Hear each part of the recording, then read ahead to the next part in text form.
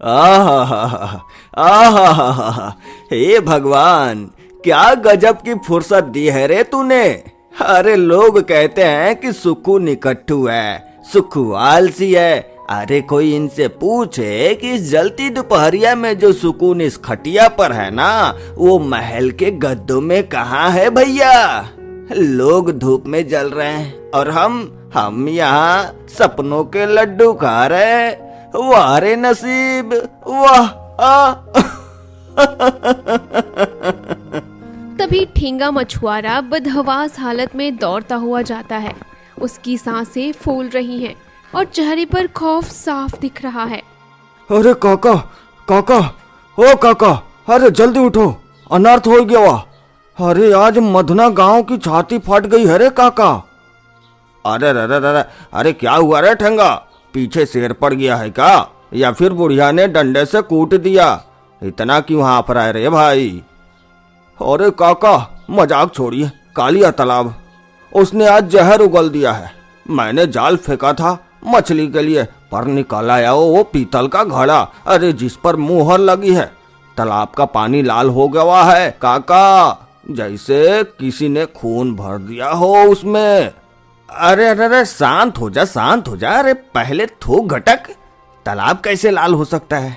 अरे कहीं तूने भांग चढ़ा के सूरज की लाली तो नहीं देख ली है? अरे नहीं काका, अरे जैसे ही वो घोड़ा पानी के ऊपर आया, पूरे जंगल में रोने की आवाजें गूंजने लगी। अरे ऐसा लगा जैसे जमीन के नीचे से कोई चीख रहा हो। अरे मैं तो जान बचा के भागा हूँ और अपनी जाल वहीं छोड़ाया। तभी घोड़े के टापों की आवाज आती है और ठाकुर भानु प्रताप अपनी ऊंची मूंछों पर ताव देता हुआ वहां आ पहुंचता है। आहा, अबे ओ ठेंगा, तो यहाँ बैठकर औरतों की तरह छाती पीट रहा है? वो तालाब मेरी मिल्कियत है और वहाँ जो कुछ भी निकलेगा उस पर सिर्फ मेरा हक है। अगर दोबारा वहाँ दिखा तो इसी घोड़े के पीछे बांधकर पूरे गांव में घसीटूंगा, समझा? अरे ठाकुर साहब, अरे जरा धीरज रखिए। ये ठेंगा डरपोक जरूर है पर झूठा नहीं।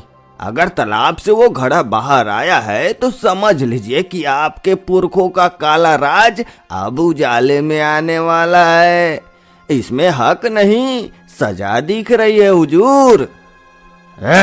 चुप कर बुड्ढे, तू अपनी नसीहत अपनी फटी हुई चप्पल के पास रख। मुझे पता है उस घड़े में क्या है। मधुना गांव का जो असली खजाना मेरे दादाजी ने वहां छोड़ा था, आज वो मेरे हाथ लगने वाला है। हट रास्ते से। ठाकुर घोड़ा दौड़कर तालाब की तरफ निकल पड़ता है। तभी वहां राधा, चंदा और बिंदिया सूखी लकड़ियों का गट्ठर लिए अपने घर जा रही थी। अरे ये ठाकुर तो ऐसे उड़ रहा है जैसे इसके पर निकल आए हो। ठेगा काका जमीन पर क्यों नहीं पड़े? क्या इनकी मछली मर गई? चंदा जुबान पर लगाम दे। ठेंगा काका, ओ ठेंगा काका, आप ठीक तो है ना? क्या देखा आपने वहाँ? अरे बेटी राधा, अरे तुम लोग घर जाओ और आज रात दिया मत जलाना। कालिया तालाब जग गया है। वो घड़ा मौत का पैगाम है जो आज बाहर आ गया है। हाँ दीदी, मुझे डर लग रहा है। माँ कहती थी ना कि जिस दिन तालाब लाल होगा उस दिन गांव पर कोई भारी बला आएगी। क्या वही दिन आ गया? बिंदिया, डर के आगे जीत है। अगर ठाकुर ने उस घोड़े को अपनी हवस के लिए खोला तो ये पूरा गांव राख हो जाएगा। हम तीनों बहनें इस गांव की बेटी हैं और इसे बचाना हमारा फर्ज है। अरे ओ मेरी प्यारी बिंदिया, तो क्यों फिक्र करती है? जब तक तेरी चंदा दीदी का हाथ और राधा दीदी बसूला साथ है, कोई साया भी तुझे छू नहीं पाएगा। चलो दीदी, आज इस ठाकुर की हेकड़ी तालाब के पानी में ही डुबाते हैं। बेटी हो, संभल के जाना। ठाकुर के पास हथियार है और दिमाग में जहर। पर याद रखना, मधुना का वो सच किसी इंसान के बस का नहीं है। अपनी हिम्मत पर भरोसा रखना। तीनों बहनें बिना पीछे मुड़े जंगल के उस घने रास्ते पर चल देती हैं। चंदा, बिंदिया, कदम फूंक फूंक कर रखना। ये जो शांति देख रही हो ना, ये तूफान के आने की आहट है। देखो, पेड़ के परिंदे भी आज चुपचाप दुबक के बैठे हैं। दीदी देखो, वो रहा ठाकुर का घोड़ा। पर ठाकुर कहाँ गया? घोड़ा तो ऐसे कांप रहा है जैसे इसने कोई भूत देख लिया हो। दीदी, वो देखो, तालाब के किनारे ठाकुर जमीन पर पड़ा है और वो घड़े से काला धुआं कैसे निकल रहा है। अरे बचाओ बचाओ, कोई है? राधा, राधा मुझे बचाओ, ये घड़ा ये मुझे खींच रहा है, मेरी आंखें, अरे मेरी आंखें, मुझे कुछ दिखाई नहीं दे रहा, मुझे बचा लो। ठाकुर साहब पीछे हटिए, वो सोना नहीं है, वो इस पाप की गवाही है जो आपके खानदान ने इस गांव के साथ किया था, उसे मत छूइए। ठाकुर, तेरी सारी हेकड़ी निकल गई ना, अब आया ना ऊंट पहाड़ के नीचे। दीदी, इसे यहीं छोड़ देते हैं, बड़ा बनता था सुरमा। नहीं नहीं चंदा, पहले इसकी जान बचाना जरूरी है। बिंदिया, वो पोटली निकाल जो बाबा शिवनाथ ने दी थी। आज इस कालिया तालाब का हिसाब यही होगा और मधुना का सच सबको पता चलेगा। सूरज पूरी तरह डूब चुका था और तालाब के पानी से निकलने वाली डरावनी आवाजें अब पूरे जंगल को थर्रा रही थी। ठाकुर साहब, हिलना मत, जितना ज्यादा छटपटाओगे ये कालिया तालाब उतना ही गहरा खींचेगा। बिंदिया, जल्दी कर, वो बाबा शिवनाथ वाली पोटली निकाल और इस घड़े के चारों तरफ घेरा बना।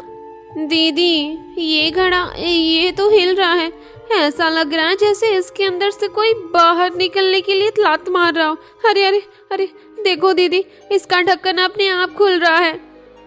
अरे बचाओ, मेरी टांगे, मेरी टांगे, या बचाओ, मेरी टांगे, मेरी टांगे पत्थर की हो रही है। राधा, मुझे माफ कर दे, मुझे नहीं चाहिए ये खजाना, मुझे बस जिंदा बाहर निकाल लो। मैं ये गांव, ये हवेली सब छोड़ दूंगा।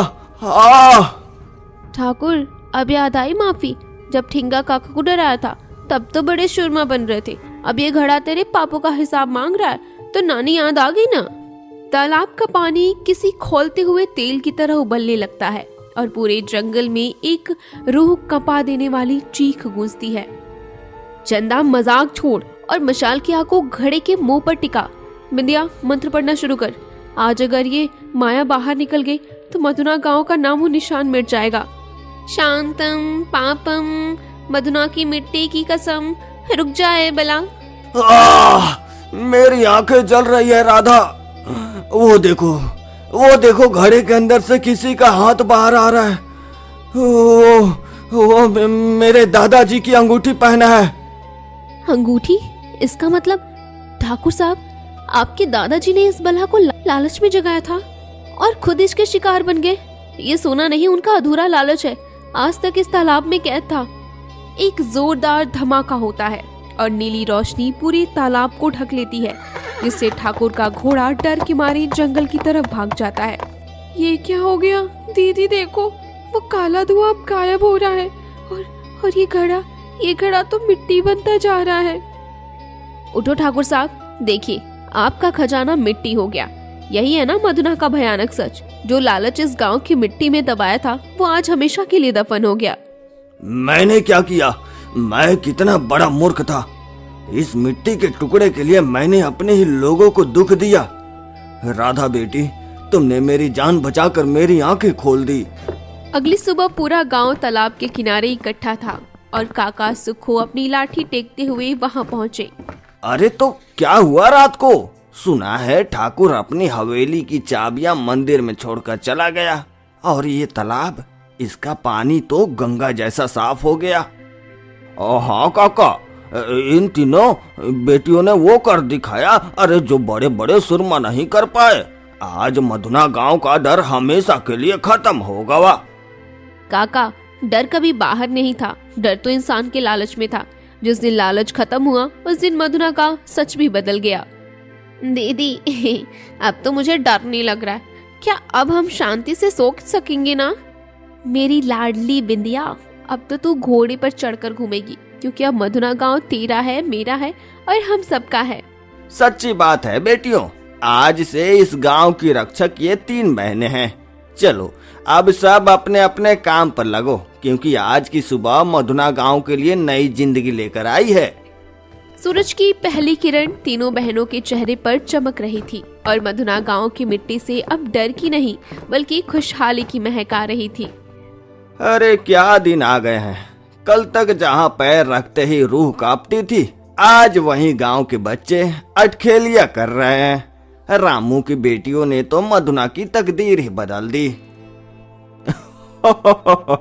सच कहा काका, पर वो घड़ा राधा बिटिया ने उसे फिर से दफन तो कर दिया।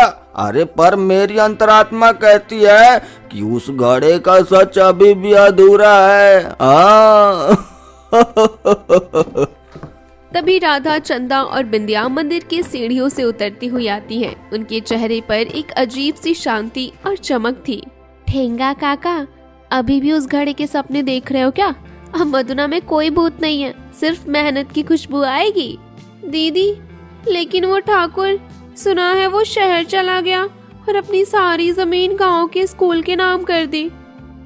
बिंदिया, इंसान जब अपनी मौत को करीब से देख लेता है ना, तो वो उसका घमंड अपने आप चूर हो जाता है। ठाकुर अब बदल गया है और उसके साथ ये गांव भी। सच्ची बात है, आज से मधुना गांव का ये भयानक सच एक सुनहरी कहानी बन गया है। बस एक बात याद रखना बेटियों, लालच का घड़ा दोबारा न भरने पाए। जब तक हम तीनों साथ हैं काका, इस मिट्टी पर कोई आंच नहीं आने देंगे। चलो चंदा, बिंदिया, आज खेत में काम ज्यादा है। तीनों बहनें सूरज की लालिमा में विलीन हो जाती हैं और तालाब का पानी चांदी की तरह चमकने लगता है।